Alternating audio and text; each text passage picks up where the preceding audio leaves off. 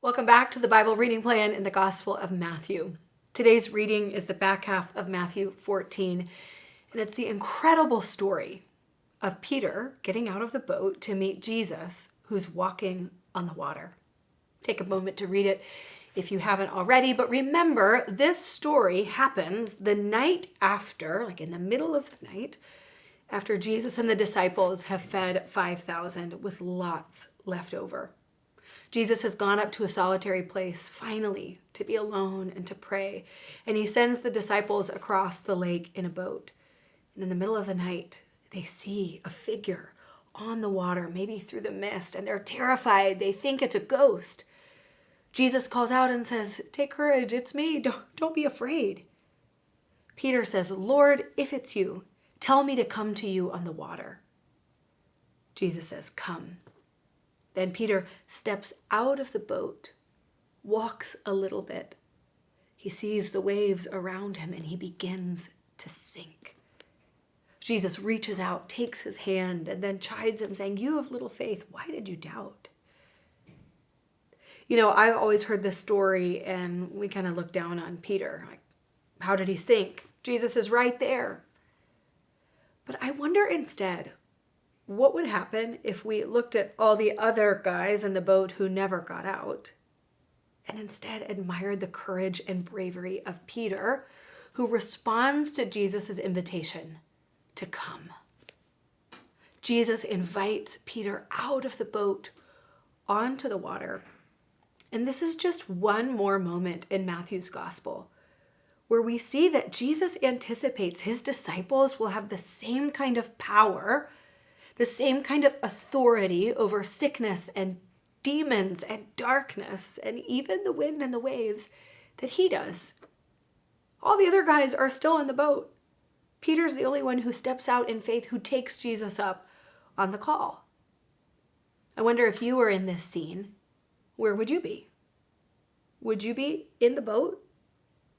Would you be out on the water? Maybe you're starting to sink, looking at Jesus asking for help, but hey, at least you got out of the boat. I wonder what would happen if we really believed, if we had the courage to believe that when Jesus invites us to come follow him, he is offering us his power and authority. I've shared before in these videos that I'm still exploring that kind of power to heal. At the end of this story, they take him to the land of Gennesaret. And the people bring all of their sick people to him, and they beg him just to let the sick touch the edge of the cloak. They don't even need Jesus' words or his eyes or his hands. They're just reaching out to touch the edge of his cloak.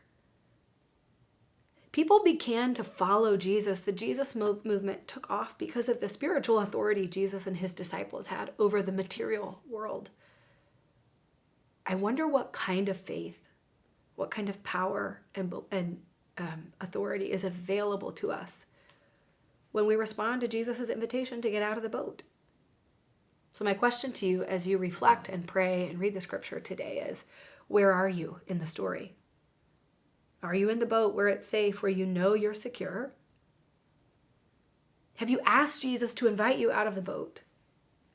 Have you listened to his invitation? Have you responded to his invitation to step out of the boat? Are you looking at the waves, feeling wobbly and sinking, crying out to him? This picture is such a great image for the life of faith, the life of a disciple.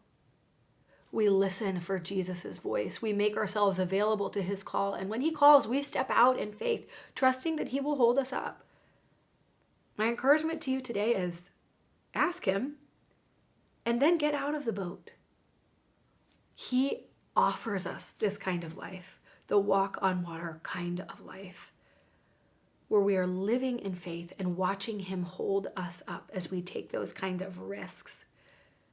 So take a moment, pray, ask him to call you out of the boat, and then get ready. Will you step out in faith?